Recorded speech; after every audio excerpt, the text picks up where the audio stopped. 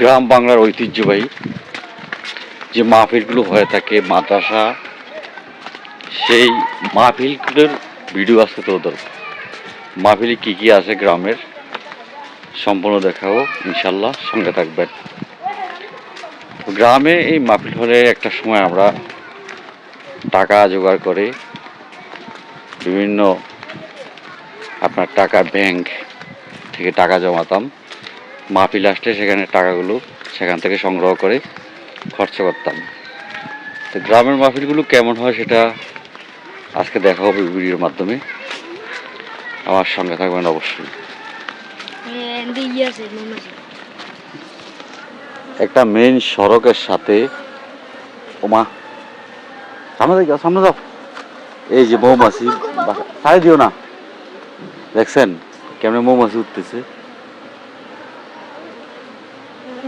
এখন যদি ছোট পোলাবান আসে এটা একদম কামড়ায়া আপনার করে লাগবে, দেখছেন এটা আপনার ভাঙতে হবে, ভেঙে নষ্ট না করলে সমস্যা হতে পারে। গ্রামের মাহফিলগুলো আসলে খুব সুন্দর হয়ে থাকে, আপনার দল বেঁধে যাওয়া, কিছু কেনাকাটা করা, এগুলো একটা আনন্দ মুহূর্ত লাগে। তাই নামাজের কিছুটা সময় বাকি আছে এখনো, এই সময় মাইক বন্ধ, সেই কারণে সরাসরি আমি ভিডিওটা করতে পারছি, অসংখ্য ধন্যবাদ। আর মাইকটা চালু হলে হয়তো বয়সটা দেওয়া লাগতো আলাদা, এখন তো সরাসরি বয়স দিয়ে পারতেছি। এদিকে আপনার সন্ধ্যার পরে কিন্তু প্রচুর মানুষের সমাগম হয়ে যায়, মাহফিল জমানো উঠুট।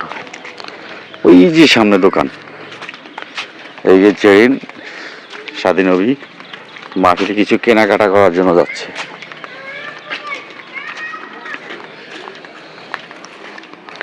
গ্রাম বাংলার মাহফিলে চলে আসলাম।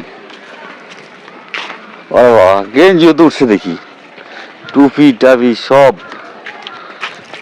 অটো, মানে অটো গাড়িতে সব কিছুই থাকে অলরেডি।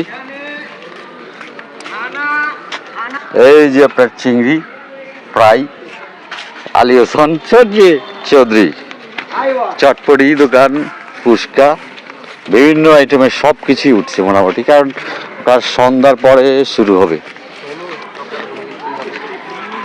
গ্রাম বাংলার মাহফিলগুলো আসলে এরকম ভাবে সেজে থাকে, যা সৌন্দর্য ঘেরা।